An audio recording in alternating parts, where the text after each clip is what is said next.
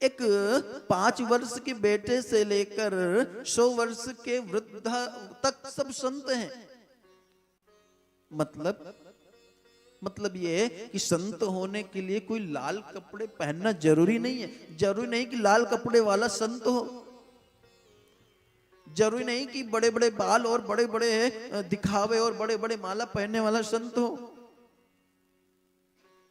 संत का मतलब जिसमें संतत्व अर्थात जिसके पास छोटा भी जाकर अपने को बड़ा अनुभव करने लगे, जिसके पास एक दुखियारी भी जाकर अपने को सुखी अनुभव करने लगे, या फिर यूं कहे जो हमारे दुख को देखकर पहले ही दुखी हो जाए, वो संत है। अर्थात संत बनना नहीं होता महाराज, संत का स्वभाव होता है।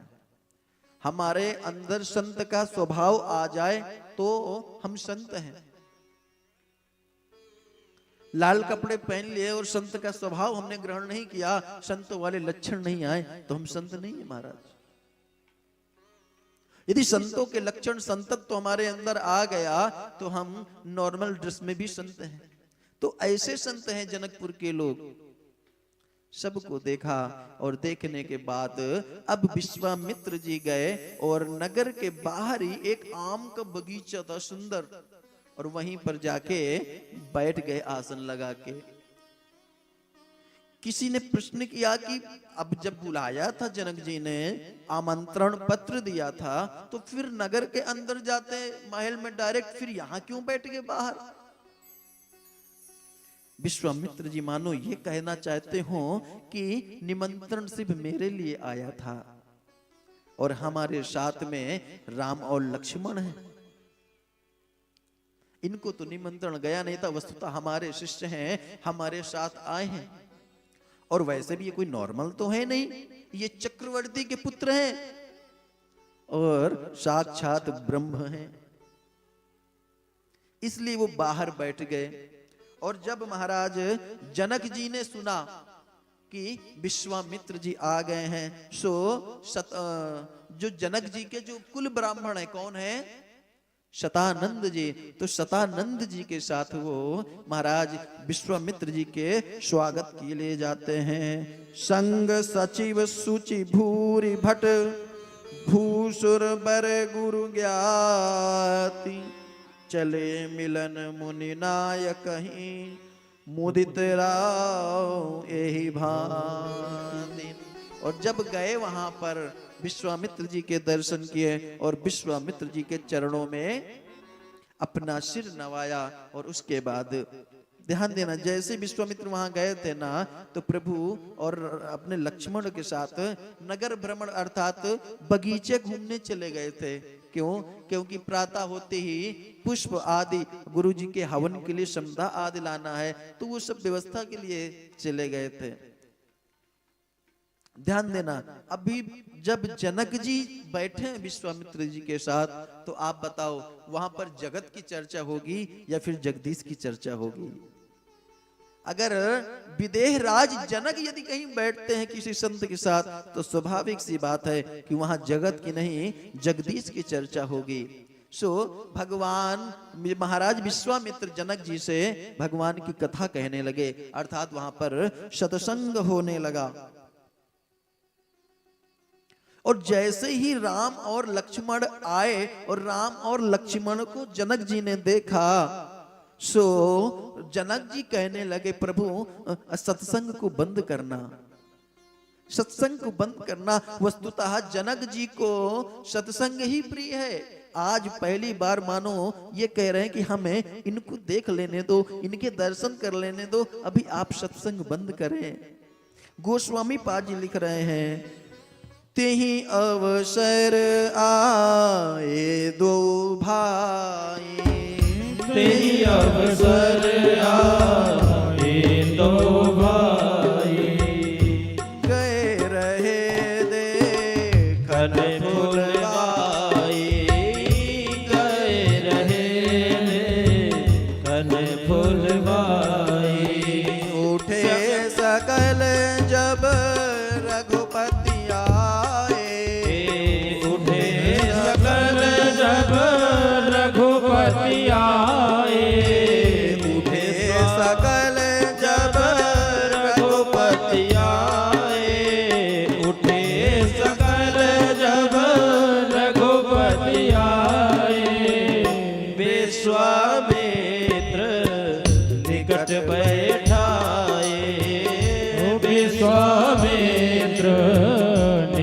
बैठाए। जैसे ही राम लक्ष्मण आए तो सकल उठ भाए, सभी लोग खड़े हो गए और विश्वामित्र जी ने राम और लक्ष्मण को अपने साथ में बिठा लिया, निकट बैठाए, अपने पास में बैठा लिया। अब राजा जनक जी देखते ही रहे। राजा जनक कह रहे हैं विश्वामित्र जी से, प्रभु गुरुदेव वैसे तो मुझे लोग विदेह कहते हैं, अर्थात मुझे मेरे शरीर का ही भान नहीं रहता, मैं विदेह हूं, परंतु आज इन दोनों बालकों को देखकर न जाने क्यों मेरा मन इनकी तरफ आकर्षित होने लगा। कौन है ये दोनों? गोस्वामी पाद जी लिखते हैं यहां पर, कहूं नाथ सुंदर दो बालक, कहूं नाथ सुंदर दो बालक, कुल तिलक के नृप कुल पालक, कुल तिलक के नृप कुल पालक।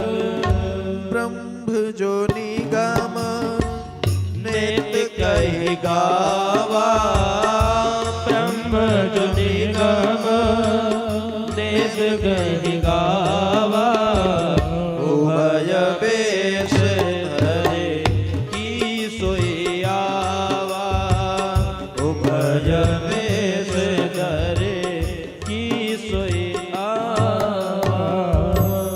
प्रभु ये कौन है? क्या जिनको वेद नेति नेति कहते हैं उस ब्रह्म निराकार ब्रह्म, क्या ये वही आ गए हैं सगुण रूप में? कौन है? मेरा मन इनकी तरफ आकर्षित होता हुआ जा रहा है, प्रभु आप बताएं कौन है ये? फिर विश्वामित्र जी महाराज बताने लगे कि ये जो हैं ये सबके प्रिय हैं।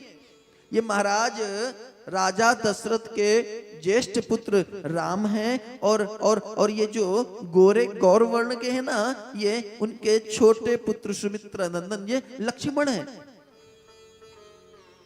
परिचय दिया यहाँ पर। और गोस्वामी पाद जी कैसा परिचय लिख रहे हैं प्रभु श्री राम का, कह रहे हैं, एही प्रिय सबही जहां लगे प्राणी, यही प्रिय सबही ये सबको प्रिय है, जहाँ लगे प्राणी, मन मुस्काही राम सो निभाही, मन मुस्काही राम सो निभाही। रघुकुल मणि दशरथ के जाए, रघुकुल मणि दशरथ के जाए, मम हित लागे नरेश पठाए, मम हित लागे नरेश पठाए। ये रघुकुल के जो राजा श्री दशरथ जी हैं उनके दोनों पुत्र हैं।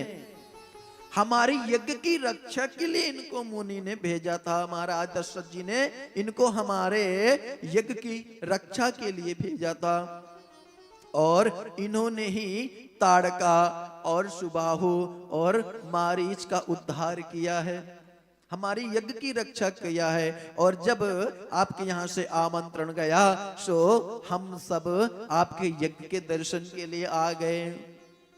मानो जनक जी कह रहे हैं कि हमारे धन अहो भाग्य हमारे जो महाराज ये आप इनको ले आए। अब ध्यान रखना, एक प्रश्न मन में आता है, महाराज जनक कौन है? सम्राट है, राजा है, कहां के राजा?